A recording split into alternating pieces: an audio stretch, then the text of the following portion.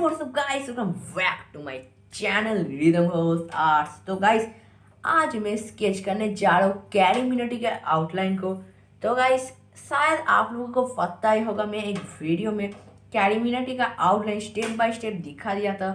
आप उसको देखना चाहते हो तो नीचे डिस्क्रिप्शन बॉक्स में उसका लिंक दे दूंगा, जाकर देख लेना। तो गाइस मैं इस वीडियो में सिर्फ और सिर्फ टाइमलेस से ही दूंगा।